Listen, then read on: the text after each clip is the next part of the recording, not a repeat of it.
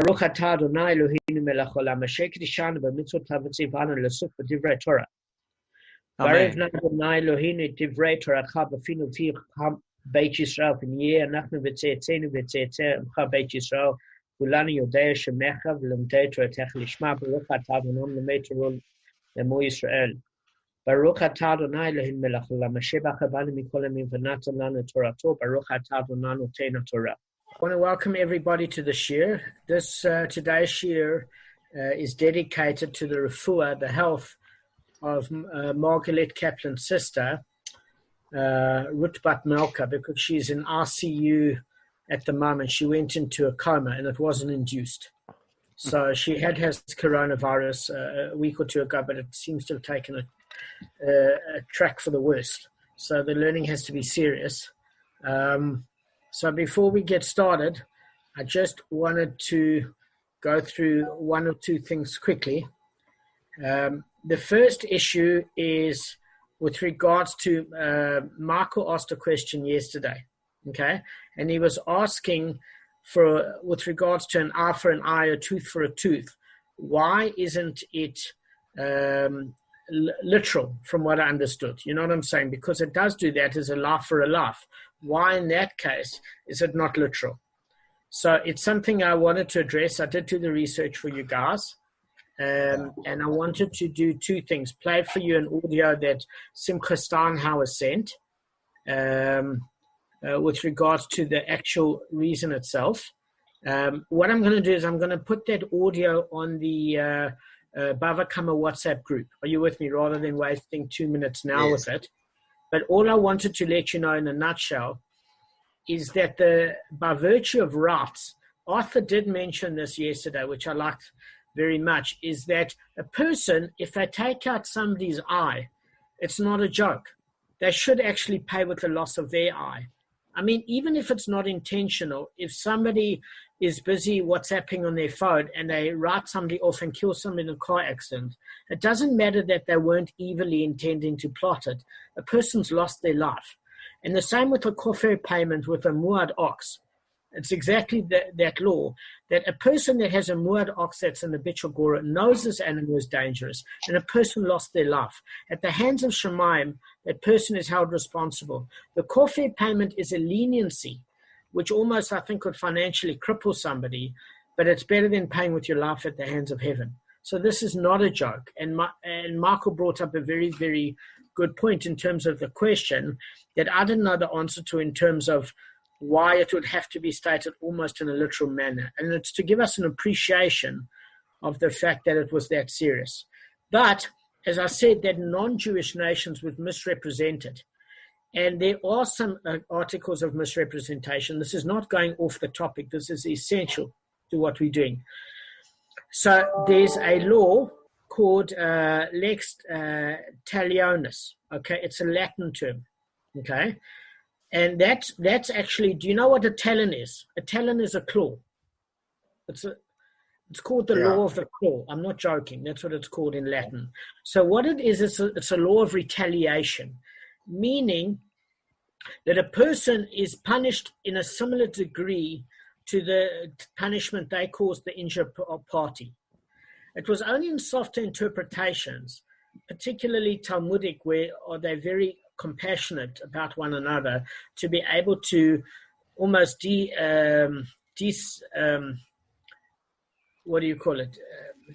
unintensify, should we say, the extent of the reciprocal damage. But it wasn't like this in Roman society. And the reason is very, very interesting.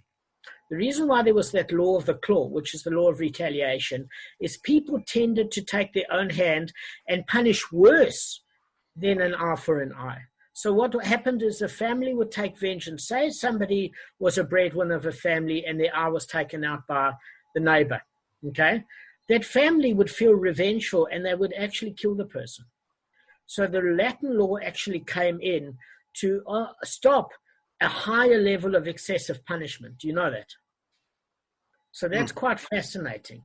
That's something I never thought. So a lot of the nations were even crueler, and this was a way of losing one's eye for an eye and being even more what do you call it? Merciful. But according to Jewish standards, it's still exceptionally hectic to reduce it to an eye. And it goes so far as in halachic law, if a person refused to make the payment, they are actually forced to pay with that limb. So to get the money out of them was quite easy after that point, by the way, because it's easier. So there's something called Hammurabi law, which was the law that was developed before Talmudic law, because many laws, we said there's three different types of laws. There's mishpatim, the mitzvot, and the chukim. So remember that chukim is the only one we can't actually think of a reason for, because it's known only to Hashem. But many laws are very straightforward. Let's make a law that I don't kill you because I don't want you to kill me. That's my bike, don't touch my bike. That's my wife, don't touch my wife. You wouldn't want me to play around with her. And it's in that basis of reciprocal, treat me like I want, I'll treat you like I want to be treated because I don't want your vengeful hand.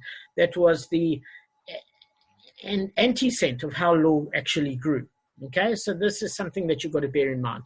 Now, the sort of punishment that they had to instill was a principle called... So in the Code of Hammurabi, which is more like Eastern, is what they did is they were actually quite specific.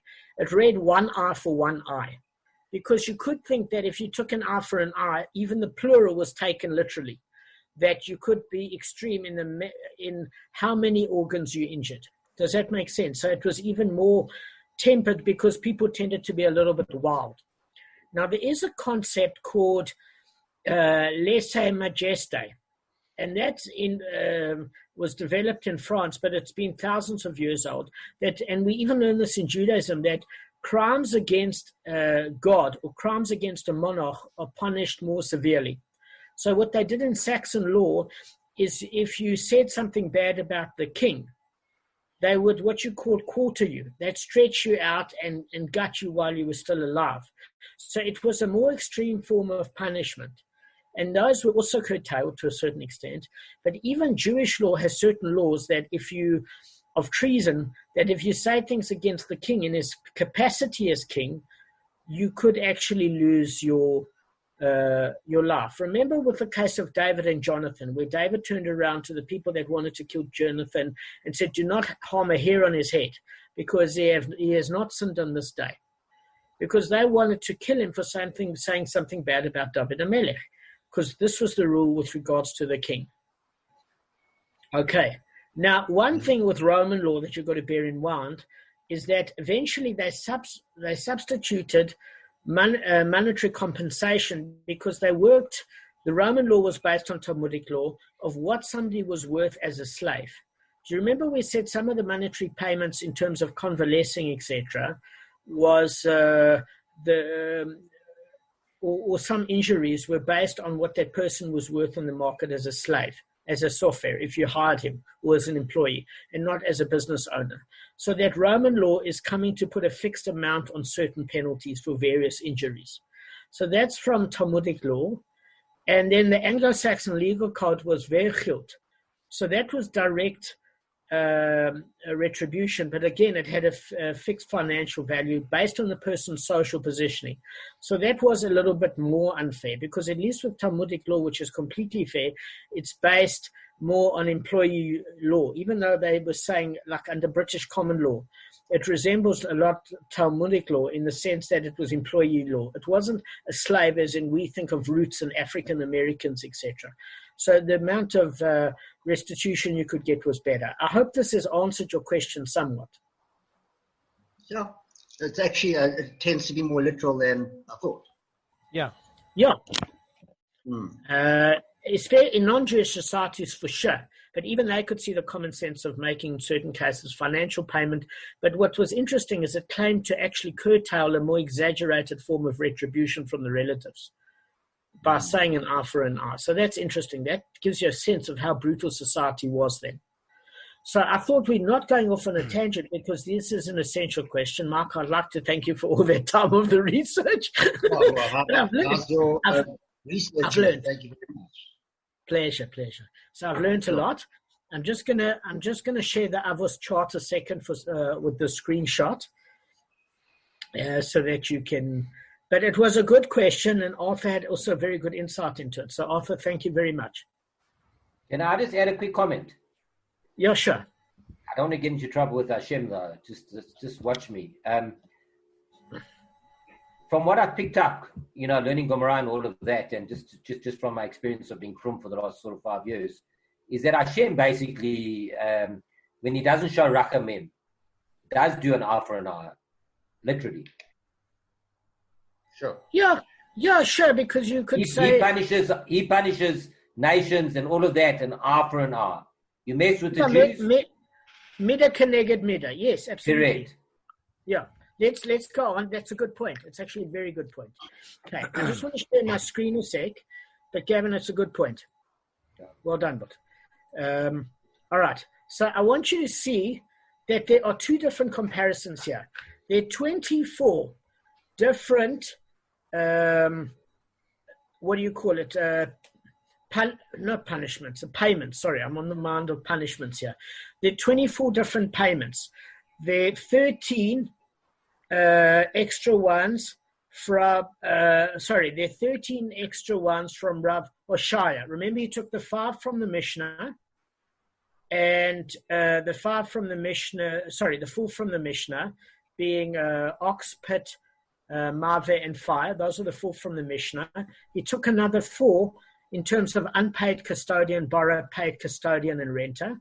Here they've got them as 3, but they do separate them because the halacha tends to either go according to unpaid custodian or paid custodian according to the Amoraic and Tanaic debate. And then he said that, and that was if we injure property, if man injures property, then when man injures man, he added damages, pain, healing, loss of employment, and humiliation. Just remember nezek, damage. Actual damage is responsible whether or not a man gets injured or ox gets injured. So that would go across the board. So he's got in total 13, Rav Oshaya. And Rav Oshaya was the Talmud. He was the student of Rabbi Yehuda. Okay? Now, the Avos of Rav Chia, he was the uncle and teacher of Rav. So he has more categories. He's got double payment, 4 and 5-fold payment, thief, robber, zomamim witnesses, which is conspiring witnesses, rapist, seducer, slanderer, one who renders teruma tame, one who mixes teruma and chulim, and one who renders wine nesek. So one thing I wanted to mention is we're going to unpack this. I just wanted you to see the comparison. And the Gemara is going to ask why in Rav Oshaya's list, sorry, I'm a bit tongue-tied today, guys. Why did he not mention Rav Chia? Because Rav Chia came first. He came a few years before him. Okay? Gav, you with us? I'm just trying to open my door. Sorry. I'm with you, guys. Marco? Sorry, I am with you. I'm listening. Marco? I've got you. Sorry. I lost you on the screen. Apologies. So basically, they want to know why Rav Oshaya didn't include Rav Chia some of his damages. And the Gemara is coming to state is that he deals with issues of compensation. He doesn't deal with issues of penalties. In other words, there's 2 different sort of payments for damages. The one is a penalty payment and the one is compensation, to compensate the person or their family. So Rav Oshaya only deals with compensation, not with penalties. So that's how this is how this particular Gemara is going to unfold. Are you with me? This particular chart I've sent you is in the Bava Kamma thing. I'm going to not share the screen anymore. And I just wanted to let you know where we're actually holding. Okay? I'm just going to begin again now. All right. So now that we're onto this particular point, don't worry if it takes us a little long to unpack this. There's a lot of detail in these ones. A lot of detail. So we're going to go through some of the listing here. And I wanted to explain something to you. All right. How do I explain it? Sorry, I'm just trying to unpack it in an easy way. Now, Rashi brings a point in Exodus 22:3, which says, if the theft shall be found in his possession, he shall pay double. He shall pay double. Now, this one of the reasons why, in the case of theft, this is for a normal theft. This isn't for agricultural theft. You pay double. Now, that's according to Rashi's explanation, which is perfectly accurate. Now, if a thief steals a sheep and then sells or slaughters it, and his act is testified in court, he must pay the owner 4 times the value of the sheep. So the one is the principal amount, and the one is a 3-fold penalty. And if the theft is involved in an ox, he pays 5 times the value. So that's the principal plus a 4-fold penalty. Okay. Now, when it mentions this in Exodus 21:37, it's mentioned separately, these 2 penalties, but Rav Chia counts it as a single av. Okay. Now we're gonna see why, because he obviously just counts it as damage. So what I wanted to let you know is some of the complications here. So if we take a look at a normal thief, right?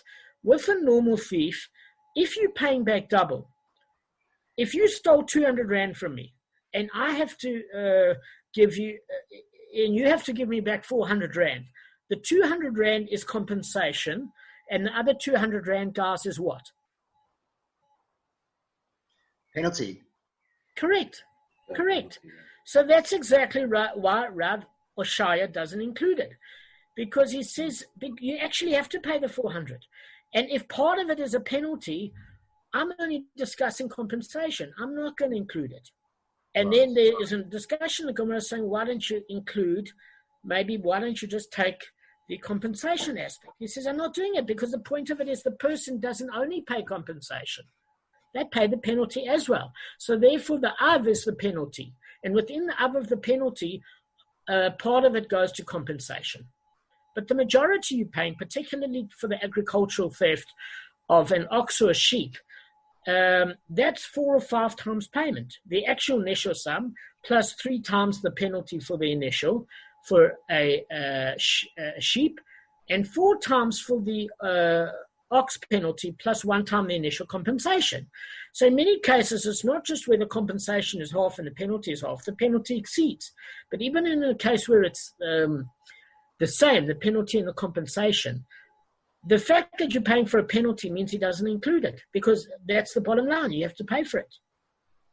Okay, so that's why the Gemara is going to unpack these different examples, because it's going to keep asking, well, Rav Oshaya, what is the problem and why haven't you listed this? Now let's just go through the thing of a sheep. Why do you think the payment, and this is a bit of a trick question, but you're going to see, why do you think it should be 4 times for an ox and 4 times for a sheep, which is the principal plus a 3-fold penalty for the sheep, and 5 times for the ox, which is a 4-fold penalty and the principle of compensation? Why is it more for an ox than a sheep? Anybody? More valuable. And it takes more effort to steal something like that, I suppose, and more valuable. And I don't know, the thief really took some effort in stealing it. So he must pay back. You know, he's obviously a huge thief. He must pay back more effort and value, I think. Maybe. Okay. Anybody? In fact, I want to address Michael's thing because you're all going to say similar things. So Michael brought up 2 separate issues: the schlep work and the value of the animal. So I don't want you to make a misunderstanding here and say that you pay more for the ox because the ox is heavier. In other words, the value is more. Can I tell you why you can't say that? Because you pay on weight. Yeah. So in other words, if you say they were equal in payment, like you paid double, right?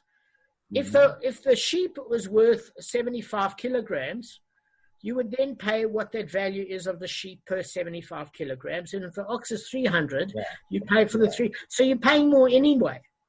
Yeah. So the weight or the value is determined, but you don't have to make the penalty more because the weight takes care of itself.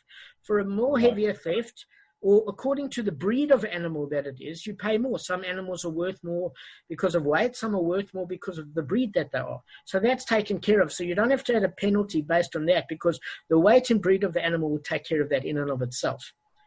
But Michael did bring a good point in terms of the schlep factor. Now, what happens is this is the weird part, is that we actually give a mercy based on the embarrassment and the schlep factor of the theft. This is our confused. So a sheep you put on your back and you have to schlep it to steal it out, because sheep are not that easy to deal with, okay? And what happens is you're exerting a sweat, you stink like anything. A sheep stinks. If you've ever smelt it, it's a mixture of 5-day-old manure that's fermented like wine, and a mixture of sheepy wool. Believe me, it's horrific. If you're Australian, you can deal with it. Other than that, it's horrific. I've been to a farm. I'm a city boy. I nearly hurled. Yeah. Awesome, yeah. So what happens is they put the sheep on them. The eye breaks the sweat, because if it's 70 k's, it's like, you can end up getting a hernia from it. And that's why he only pays a 3-fold penalty plus the principal. An ox, he leads out the ox with dignity, because nobody can schlep an ox on their back. And because he leaves in a dignified way, he couldn't atone with his embarrassment. When somebody steals a sheep, that thief is embarrassed by the smell and the awkwardness, and they'll laugh at you, the way you're stumbling around taking the sheep out and the stink. And all that sort of embarrassment and schlep is a kapora to a certain extent. And that's why he doesn't pay a 4-fold penalty. It's bad enough he pays a 3-fold. But an ox, at which he takes out indignity, he pays another surcharge. But hang on, Damon. Hang on. Just unpack this. Sorry. So, okay, the value argument I understand. I mean, an ox weighs a hell of a lot more, and therefore, in theory, the penalty should be much higher than the sheep, okay? But it's not, okay? Right? Rusty? Yes, but do you understand, before we unpack it further, I just want you to get the first principle right. Do you understand why there shouldn't be more? Take that factor alone. The actual principle, which is your compensation, and the penalty, which is based on the compensation times 4 or etc., it would work itself out whether it was a sheep or an ox, because that initial assessment for compensation would be paid accordingly to what the breed of animal is, as well as the weight of the animal. So you wouldn't have to have a 4-fold penalty in the one and a 3-fold penalty in the other. Based on that. Yeah, but I mean, ox, okay, but an ox weighs 4 times more than a sheep. In effect, it shouldn't be, if it's stolen and you end up paying 5 times more versus a sheep, which is 4 times more. The value argument doesn't hold weight, because it should be much higher than 5 from a weight perspective, from a meat perspective, just eating perspective. That's what I'm thinking. Meat. No. These animals are, you ate them. They were meat, and their value was according to their weight. I mean, a kilogram or whatever in those days different. No. Let me just unpack it again. Listen, your 2 questions were brilliant, because you had a good feel for it. Whose phone is that? Come on. So, what I'm saying is, you guys had a really good feel for it. Not you guys, Michael. I've got to give credit where it's due. So, Michael, let's just, before we get to the 4 times payment and the 5 times payment, let's put that issue aside. Mm-hmm. And let's just get clear on one thing, because that 4 and 5 times is a separate issue, is that let's just take the compensation amount, because the penalty amount is derived at timesing, in this case, the compensation by a certain number of times. Okay? So what I'm saying is the compensation times, this is what the Gemara is saying, I'm not saying it, is that the Gemara itself is saying that that particular animal has a certain value based on the breed of animal as well as the weight of the animal. Okay. And that, the breed and the weight. Yeah, in other words, there's different sorts of, you get Egyptian horses, you get different sorts of Merano sheep, you get different sorts of breeds of ox, etc. So it's quite sophisticated. Each one has its own breed, has a value. That weight and the condition, etc., has its own value. That doesn't have to be derived at the penalty factor, because the penalty factor is, in this case, with agricultural, just determined on the principle, which is the actual compensation, timesing it by X amount to club the oak, where he never is going to do that thing again, ever. It's a deterrent. That's all it is. So you're taking the compensation and you're timesing it by X amount as a deterrent where the person doesn't do it again. Okay? So that issue aside, you wouldn't have to make the penalty more for one animal, the ox, as opposed to the sheep, because you're getting your rightful money anyway, based on the assessment. So there's another reason that there's a threefold penalty for the sheep plus the principal, which is 4 times in total of the value of the sheep. And in the ox, there's a 4-fold penalty, which is the principal being the compensation plus times 4, which is 5 times the value of the ox. Okay. Yeah. And we're saying here, the Gemara is saying, why is the sheep less of a penalty? Because it would be, it's a percentile. It would be whatever that animal's worth. It would stay within the same realm. It's just if the animal is worth 1,000 and you timesing it by 400%, that's what it's worth. If according to the breed, the weight, condition, etc. So what we're trying to find out is the reason. And the reason is that there's more mercy given if you steal a sheep, is because it's a sweating activity. It's backbreaking, it's embarrassing, it's smelly. So that provides a kapora where you actually removing one of the penalties. That is 3 times, it's a 3-fold penalty instead of a 4-fold. Because the person has gone through the kapora of embarrassment. It's hell of an embarrassing. Oak's going to stink for 4 days. His wife is probably not going to want to get intimate. It's going to have its own consequences. Trust me, it's embarrassing. Can I just add something to that? I understand that point. Okay, I'm fine with the kilogram story with the body weight. And I'm fine with your argument about the fact that it's smelly and it's embarrassing. But I'm going to give you another argument. Actually bought this. So Rav Simcha bought this in the past year, yeah? It's fine. I'm just giving another argument that I have, all right? So I do get that. I get that. So I'm just going to bring you just as a devil's advocate type thing. Before you do that, I just want to see, Gav, that everybody understands this. No. I just want to see people please understand what's in the Gemara before one brings a counter argument, so as not to confuse everybody. I'm not interrupting you, Gav. It's important that they understand first what's in the Gemara before we add Chedushim. So can everybody tell me they at least understand what's in the Gemara with regards to what we've discussed now? You can bring it now, Gav. I just want to check. No problem. Yeah, I got some idea. I'm starting to understand it. All right. It's just Damon, I'm sorry. Sorry, and I'm going back to, I understand what you're saying. I understand exactly what you're saying. All right, and you're considering all of this based on the mercy factor. But the fact is that you can get more for an ox than you can for a sheep. Okay, you can get more money. The thief can go and sell it and get more meat than a sheep. Okay, you can make, right? Or is that not the case? Yes, but he's getting, but the point of it is just, no. What the point I'm saying to you is, Michael, you're correct. And the point of it is, if you get more for the ox, and the ox is worth 2,000 rand, okay, and the sheep is only worth 500 rand, you're paying back the principal, which is the compensation, plus you're paying. Sorry. You understand? You're not losing. Sorry. Okay. Click. I just so. No, it's fine. But Gav, this is exactly why, before you brought your point, I wanted to make this clear. Because I didn't want your chidush, which is probably brilliant, to interfere with the bottom line. No, it's not brilliant. It's not brilliant. Okay. Ask all right.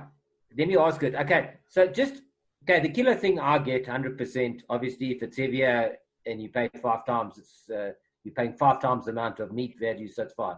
My problem, it's not a problem. Just another thought. I would have thought that to steal an ox would be far more complex than stealing a sheep. A sheep is tiny, much easier to hide, much easier to carry, and I would have thought it would be easier to control a sheep than it is to control an ox. That just would have been my thought. This is not okay, so based on your thought, I've got to. And also, you have to hide it if you're a thief. Where you gonna hide an ox?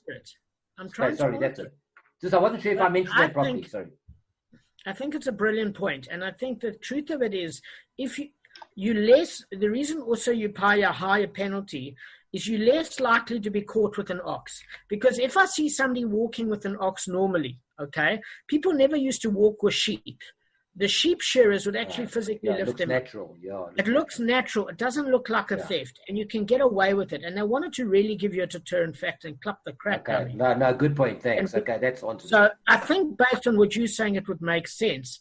Is that it looks, and also the ox, if it grazes in another person's field, and somebody came to you, can say, "Listen, I'm sorry. What I owe you for it eating in your field?" And you can give the guy a bit of money, but he wouldn't dream that you're stealing the ox. He wouldn't dream it. You get what I'm saying? And that's why it's such a heavy penalty, because there's a kapora. Firstly, there's a kapora when you steal a sheep of the embarrassment, the schleppwood, the stink, and that acts to lessen the penalty. And also, it's easier in a way to steal an ox because people wouldn't suspect it, even though this isn't brought in the Gemara. It is a reference that I did upon research. Then can I ask you another question? Thank you. You answered my question beautifully. And I'm Sure. very content now. I'm happy that sheep get a kapora. I'm happy with it. Not I've got the another sheep. point. Not the sheep. The person. The thief. Yeah. Okay. Yeah. So my other thing is, I've never done this before. Sacrifices. This is what I was thinking before Michael stepped in. We've got 10 minutes left. Should we go I was just thinking, is there a sacrificial value applicable to each animal? So I thought possibly that the ox has a much higher sacrificial value, and that might be one of the reasons. So firstly, we're going to deal with issues of Me'ila and Hekdesh. Hekdesh is animals that have been consecrated to a temple, and the penalty you pay for damaging a Hekdesh animal, consecrated animals, or Me'ila if you use Hekdesh, which is consecrated for mundane use. All of these are going to be covered in later chapters, so it's perfect. It's a good point. Okay, perfect. Thank you. All right.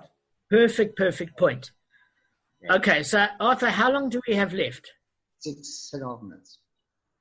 Fine. Yeah, about 6.5 minutes. Yeah, sitting me on top there. Okay, so all right. Now there is a case, just as a matter of interest, with regards to a thief, that if a thief admitted to his crime, okay? In fact, he is exempt from the penalty. It's only when he's caught out. In other words, before they what they want to do is they don't want to give penalties, so they make people take an oath. And before they take an oath, if they admit, because they don't want to use Hashem's name in vain, that they stole it, they just have to pay back the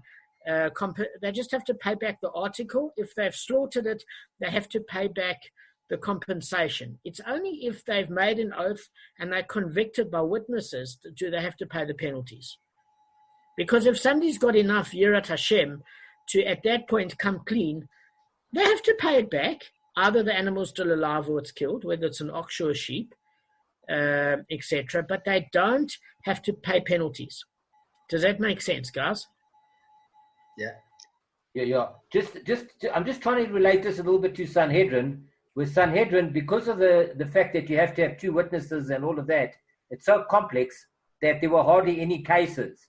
So I'm just wondering how many cases of damages happened. Was it frequent? How often were there witnesses? No, listen, you did have there were some less stringencies, but you did need two witnesses. The same as if you have makot. It's quite hard. It's not totally so hard because you were living on top of each other, and people, that was their entire wealth. They didn't have it in the bank. If you've got encryption codes today with FNB and Standard Bank, etc., and people don't want their stuff stolen, believe me, their only money was in their walking assets. They were extremely vigilant, and they had their neighbors, a neighborhood watch, believe me. It wasn't so easy to get away with it. A murder is difficult because the Beis Din also wanted to show mercy without actually giving somebody the death penalty. You feel a lot less guilty if you're convicting somebody where accidentally they have to pay more penalties than if they lose their life over a bad testimony. You get what I'm saying? Also with Sanhedrin, you had to give a warning. Now you don't, for damages, you don't give a warning. No, you don't give a warning because the person's supposed to just know the law and that's it. Correct. And, so that's what I'm saying. So it's easier to convict here. It's easier to convict here. Sorry. One of the reasons you give a warning is you're trying to cool the person down. In Sanhedrin, is if you see them about to lose their temper, somebody, and lift up a spade or a sharp object, you say, "You're going to lose your life with this. Is it worth it? Just let the guy live." It was also a deterrent factor. Do you get what I'm saying? As well as that. Yeah. So on this issue, I want to just bring up one thing. Arthur, how much time do we have left? 3 minutes. Yeah, okay, so quickly, no more questions, guys. Just one quick question. The court finds guilty, he shall pay double, which means that the court has to convict. So if somebody comes through their own, they admit to the crime themselves, they only have to repay back the principal. That's according to Rashi, which is the compensation. With regards, this is in Exodus 22:8, which says that the court finds guilty pays double. With regards to 4 and 5 times, I'm sure the principle is the same. I don't see any reason why it would change. Now, just one quick thing with regards to a robber. The difference between a robber and a thief is a thief uses stealth. In other words, he breaks into a home at night, right? And a robber robs a person at gun or knife point, okay? Now, what we're going to see is that a robber is never required to pay a penalty beyond the value of his robbery, of which he's only required to return that which he robbed. And that's in Leviticus 5:223. Leviticus is Vayikra. Now, it seems counterintuitive that he should only return the item he robbed. And why is it counterintuitive? I think a robbery, on first glance, would seem more traumatic than somebody stealing something. It's traumatic being hijacked. Much more traumatic. So there's a reason for it. Arthur, how long do we have left? This thing is bugging me. 30 seconds. Fine. So let me just go through this without interruption. Is that there was a principle, kivle b'dirabah mineh. And in Sanhedrin, which when it talks about a guy breaking into the house and damaging somebody's barrel, it said when you're breaking into a house, it's actually more dangerous. Because if somebody takes a gun to you and says, "Hi, my name is Damon, and I'll be your robber for tonight. Can I kindly have your jewelry, etc. I appreciate shopping with you." You're not going to want to catch a bullet in your teeth, so you'll kindly hand it over. But when somebody is sneaking in your house, they are assuming that if they caught, that you're going to react badly, and you might kill them or go crazy because you're in such shock. Are you with me? And you don't see they have a weapon. So kivle b'dirabah means that there's no financial penalty when you're robbing somebody at their house if your life is in danger, because you are going to kill them in retaliation. And all I'm saying is with this particular principle, what it means is you're more likely when you get startled by a thief in your house in the middle of the night to do something erratic than when somebody presents a gun very nicely and say, "I'd like to rob you tonight." And because of the fact that thieves were more likely to kill because they were worried that the homeowner would kill them, it is in that basis that they pay penalty because they wanted to disrupt that, whereas a robber just has to pay the primary